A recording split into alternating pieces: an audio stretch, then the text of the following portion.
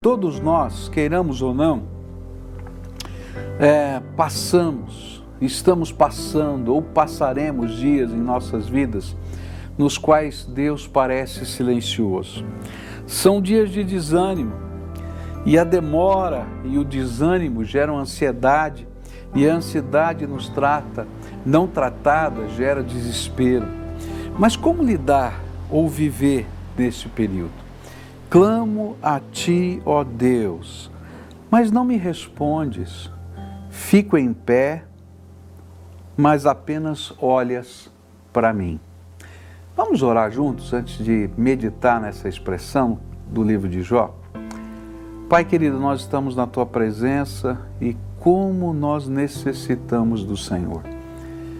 Parece tão estranho a gente poder pregar a Tua palavra olhando para uma câmera, sabendo que do outro lado tem pessoas, mas que a gente não pode ouvir, que a gente não pode ver, que a gente não pode perceber as reações.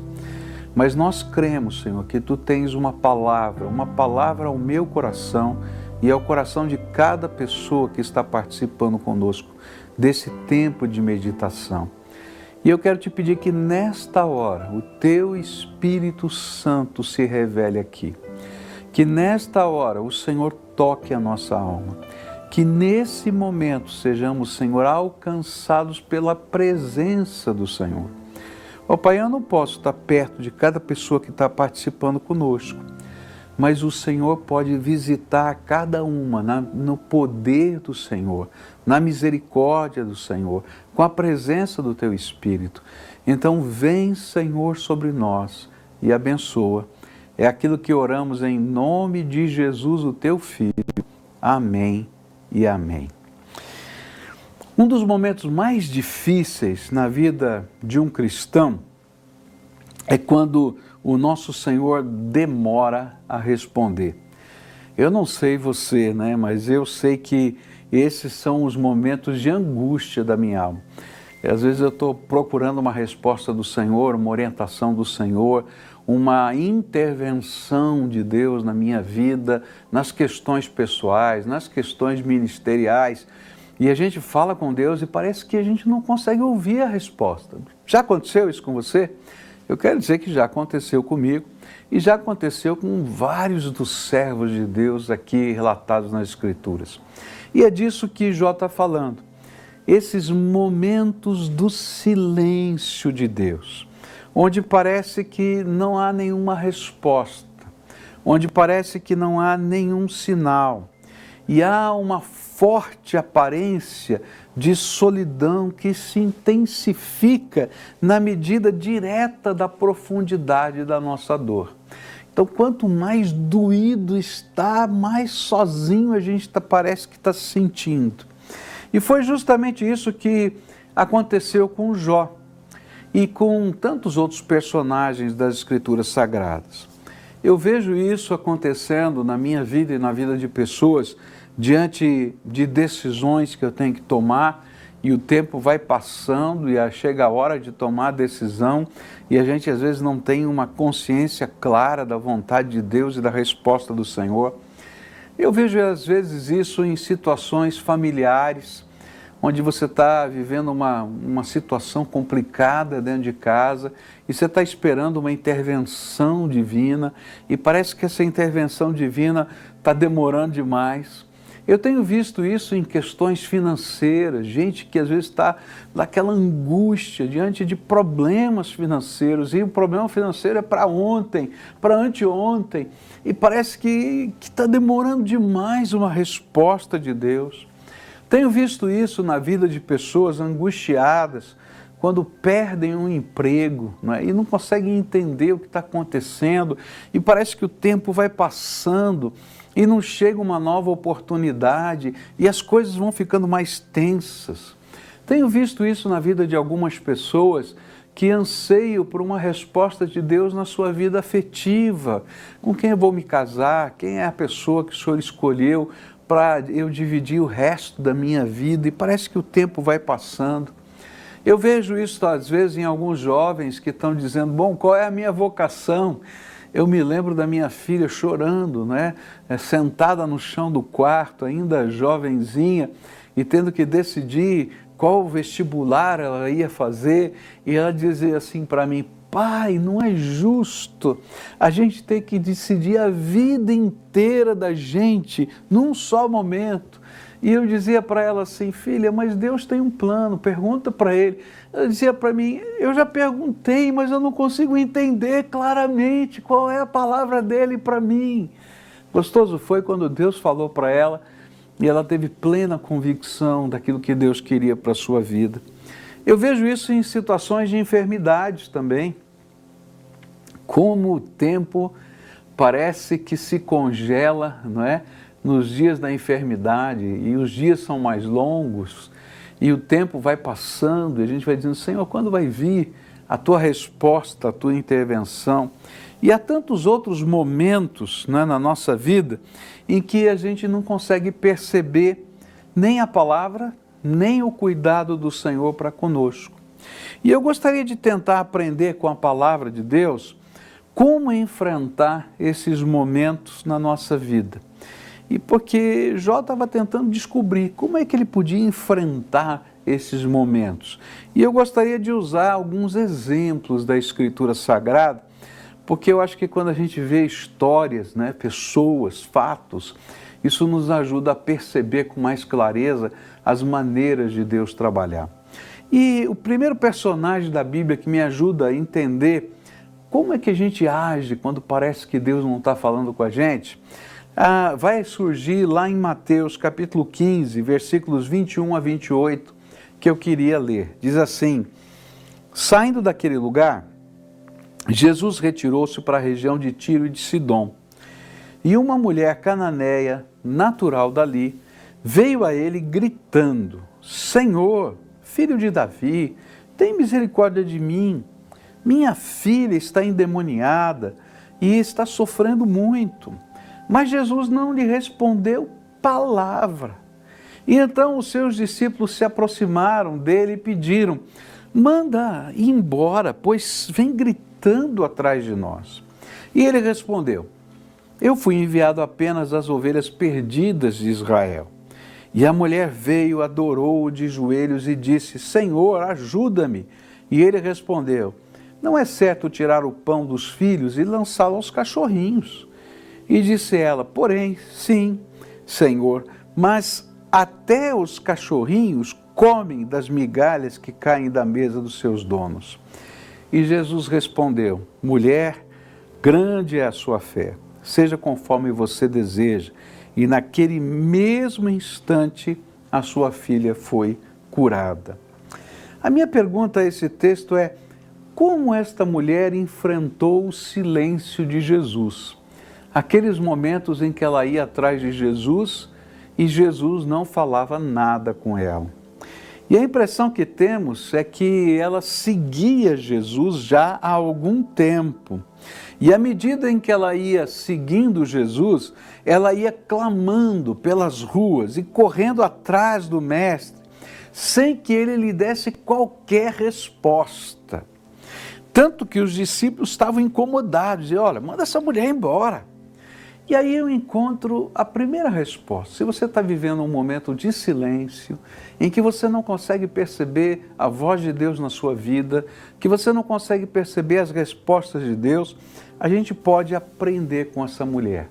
E a primeira lição que eu aprendo é que ela enfrentou esse momento de provação insistindo no clamor.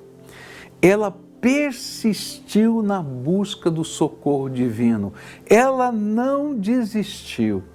E eu aprendo que na Bíblia, não somente nesse fato, mas em tantos outros, o silêncio de Deus é um convite à nossa busca. Qual de fato é a nossa intensidade?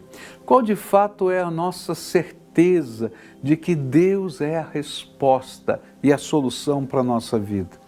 Por isso eu queria dizer que no tempo em que parece que Deus não nos fala, em que há um silêncio no céu, é hora de resistir, de persistir, de continuar clamando, de não desistir, porque a verdadeira fé não desiste de buscar o seu autor e consumador.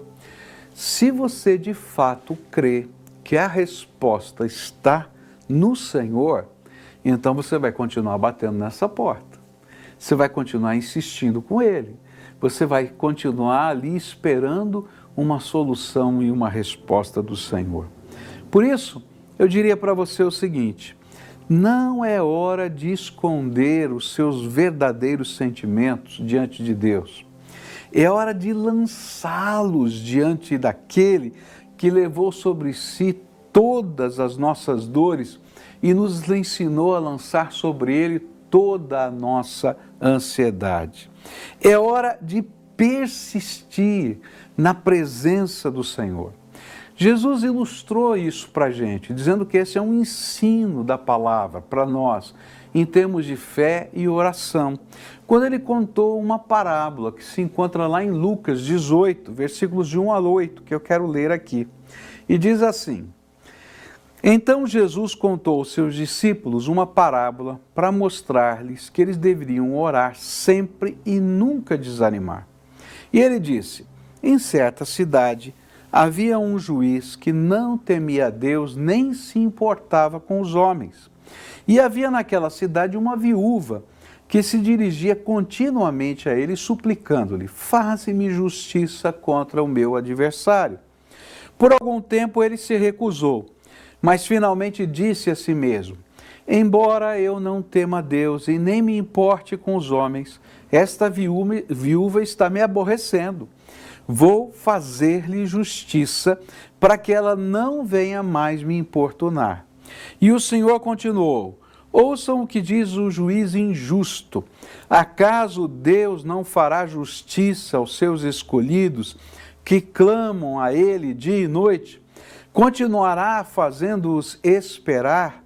Eu lhes digo, Ele lhes fará justiça e depressa. Contudo, quando o Filho do Homem vier, encontrará fé na terra?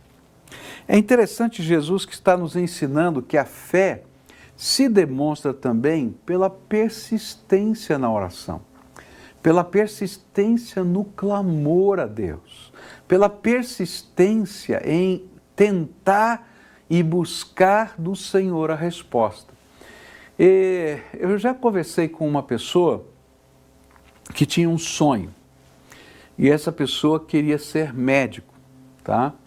E ela então tinha no seu coração o desejo, o intento. Então ela fazia tudo o que era preciso. Ela estudava muito, se preparava muito, fez o seu primeiro vestibular, não passou.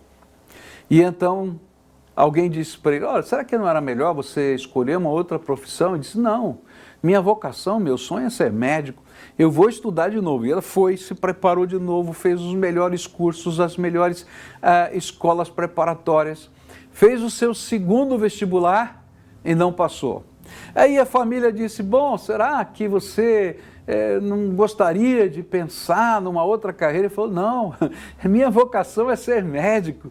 E então ele fez outra vez o seu curso, outra vez se preparou de novo, fez o seu terceiro vestibular. E só no terceiro vestibular ele conseguiu passar. Mas ele não desistiu do seu sonho.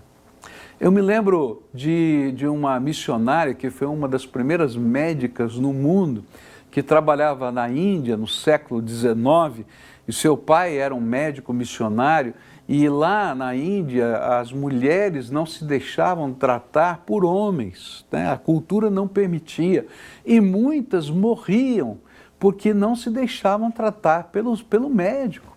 E ela sentia a necessidade de ser médica, mas nenhuma universidade aceitava. Ela mandou 300 aplicações, porque é assim que funciona lá, não são vestibulares, 300 aplicações a universidades diferentes, até que uma dessas 300, abriu a porta e ela se tornou a primeira médica missionária no mundo, tá? Mas foram 300. É interessante que para as coisas que são importantes para a nossa vida, a gente tem a coragem e a determinação de persistir. E a Bíblia está dizendo: olha, se a fé e se a crença que você tem de que a resposta só pode vir do Senhor é algo tão forte na sua alma, então não desista. Procure a face do Senhor. Procure com intensidade de alma. Procure com jejum, com oração, com súplica, porque o Senhor vai ouvir e em tempo oportuno vai responder. Eu acho bonito duas histórias da Bíblia que refletem essa realidade. Uma delas é a história de Jacó, quando o anjo do Senhor aparece diante dele, ele está voltando para casa e ele abraça o anjo do Senhor e diz assim: olha, eu não vou te largar enquanto você não me abençoar. E de fato ele só largou o anjo depois que o anjo do Senhor o abençoou. Outro fato na história da palavra de Deus também está no Novo Testamento, quando o cego de Jericó, Bartimeu, ele se coloca atrás de Jesus e grita insistentemente: Jesus, filho de Davi, tem misericórdia de mim. Ninguém aguentava mais o cego gritando, até que Jesus chegou sobre ele e fez a cura e ele enxergou outra vez.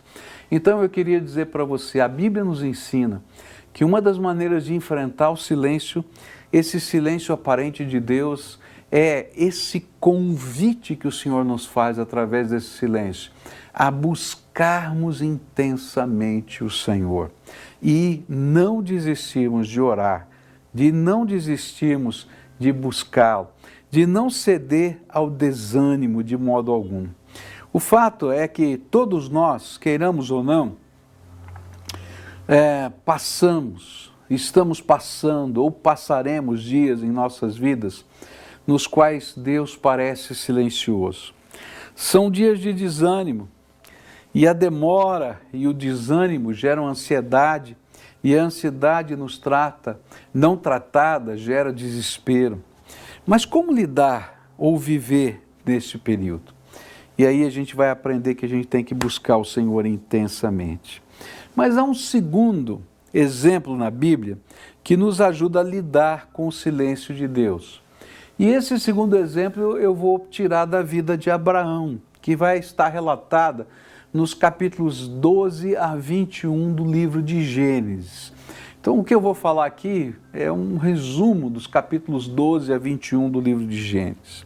Na vida de Abraão e Sara, houve dois grandes momentos de silêncio de Deus. O primeiro grande momento dos capítulos 12 a 15. E então no capítulo 15 o Senhor aparece a Abraão e reafirma sua promessa. No capítulo 12 ele faz uma promessa, que Abraão receberia de Deus o presente de ser pai, não é? E que da semente dele uma grande nação seria formada. Mas ele espera isso acontecer e os anos vão se passando. Do capítulo 12 ao capítulo 15, mais ou menos 12 anos se passam. E ele não tem filhos durante esses 12 anos. E chega lá no capítulo 15, ele está angustiado, ele está com o seu coração apertado. E aí então o Senhor reafirma a sua promessa. Mas há um segundo período de silêncio de Deus que vai do capítulo 15 ao capítulo 17. E nesse período são mais 13 anos, do capítulo 15 até o capítulo 17. No total, foram 25 anos de silêncio de Deus com relação a essa promessa. Mas o que fez Abraão? Abraão não desistiu daquilo que ele tinha ouvido. No tempo de silêncio ou de deserto de Abraão, ele pôde entender que Deus estava com ele, apesar do silêncio, percebendo algumas intervenções de Deus. Quando a gente está vivendo o silêncio de Deus, porque na verdade a gente quer uma resposta, a gente quer um milagre, a gente quer que aquele fato que angustia a nossa alma seja resolvido. E parece na nossa mente que Deus não está fazendo absolutamente nada. Então, como é que Abraão conseguiu viver 25 anos esperando essa resposta? Como é que ele achou forças para continuar perseverando na sua fé? É que mesmo nos tempos de silêncio de Deus nesses tempos de deserto, Deus começou e continuou a revelar as suas intervenções. Deus interveio na vida de Abraão com o seu sobrinho Ló. Quando teve aquela disputa, ele orou a Deus e Deus disse, olha, deixa o teu sobrinho ir. E o que eu faço? Ele disse, deixa ele escolher o caminho que ele quiser, porque se ele escolher aquilo que parece para você a melhor parte, lembra que sou eu que te abençoo. E não importa a área que ele escolha, eu vou te abençoar. E então Ló escolhe o melhor terreno para ficar com aquelas terras. E ele vai para o pior terreno, mas Deus o abençoa no pior terreno, porque ele é a bênção.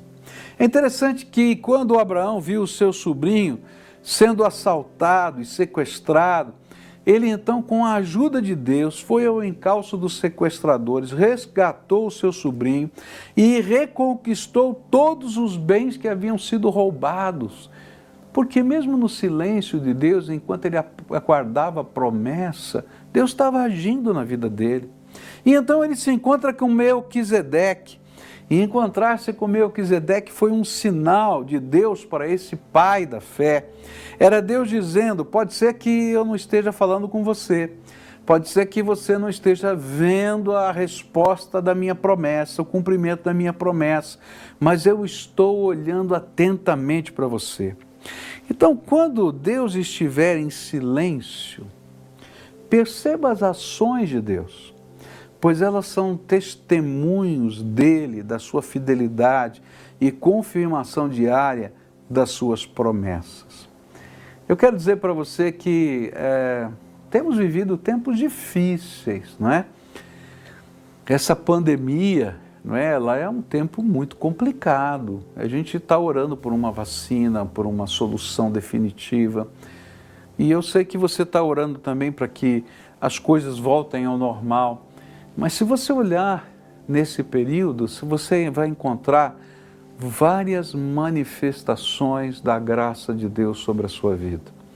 E são elas aqueles toques do Espírito Santo dizendo para você, estou aqui, eu não abandonei você, parece que você não consegue me ouvir, mas eu não saí de perto de você. A gente vive aqui em casa uma situação de enfermidade, né? E outro dia a gente estava conversando, eu e minha esposa, e nós aguardamos um milagre, uma cura, algo extraordinário, mas a gente estava de mãos dadas, deitado na cama, e a minha esposa disse assim para mim, bem, você já viu quão abençoado nós somos, né? E eu vi isso dela, que tem tantas limitações, mas ela começou a dizer, olha isso, olha aquilo outro. Nós somos privilegiados. Sabe, no meio das batalhas mais intensas da vida, quando parece que a gente está ouvindo só o silêncio, Deus está falando através de gestos do seu amor que nos circundam, que nos cercam, que nos abraçam. E eu queria desafiar você a perceber o que Deus está falando ao seu coração. Talvez você esteja vivendo esses tempos de silêncio, então olhe à volta. Você vai perceber pequenos e grandes sinais da presença de Deus, do seu amor, do seu cuidado, e eles são manifestações de um Deus que está falando de outras maneiras. Eu queria falar de uma terceira maneira de enfrentar os tempos em que parece que Deus está demorando a nos responder. É quando nós somos capazes de lembrar das marcas do Senhor no passado da nossa fé. Foi isso que Jesus queria ensinar aos seus discípulos quando eles estavam enfrentando a tempestade. Lá em Lucas capítulo 8, versículos 22 a 25, a Bíblia diz assim, certo dia Jesus disse aos seus discípulos, vamos para o outro lado do lago, e eles entraram num barco e partiram, e quando navegavam, ele adormeceu, abateu-se sobre o lago um forte vendaval, de modo que o barco estava sendo inundado e eles corriam grande perigo. E os discípulos foram acordá-lo, clamando, Mestre, vamos morrer. E ele se levantou e repreendeu o vento e a violência das águas, e tudo se acalmou e ficou tranquilo. Onde está a sua fé? Perguntou ele aos seus discípulos. Amedrontados e admirados, eles perguntaram uns aos outros: quem é este que até os ventos e as águas dá ordens e eles lhe obedecem? Quando Jesus perguntou onde está a sua fé, era como se dissesse: você já pôde me ver curando cegos de nascença, paralíticos, libertar endemoniados, pagar tributos com a moeda que estava na boca do peixe. Mas agora eu o chamei e chamei vocês a exercitar a fé diante da sua dor e do seu sofrimento. Todas as vezes vocês me viram e vocês me assistiram exercendo o poder a favor de alguém. Mas agora eu estou convidando vocês a conhecer o meu poder operando a favor de vocês. Veja o efeito disso nas palavras desses discípulos. Eles perguntaram uns aos outros: quem é este que até os ventos e as águas dá ordem e lhes obedecem? Essa experiência estava abrindo novas portas de compreensão de quem era o Senhor e como o seu poder poderia agir em seu favor, quando a fé era colocada em prática. Por isso, nos momentos de aparente silêncio de Deus, confirme a sua fé nele e permita que ele revele dimensões novas do seu amor e poder na sua vida. É como se o Senhor estivesse dizendo assim: você já viu eu fazer tantos milagres na vida dos outros, agora eu quero fazer um milagre na sua vida. E assim como você foi capaz de ficar admirado e crer que eu posso fazer milagre na vida dos outros, creia que eu vou fazer um milagre na sua vida. E quando a gente passa a crer assim, a gente tem coragem de insistir. E a gente tem coragem de abrir os olhos para perceber o que Deus já está fazendo na nossa vida. Eu queria nesse momento orar por você.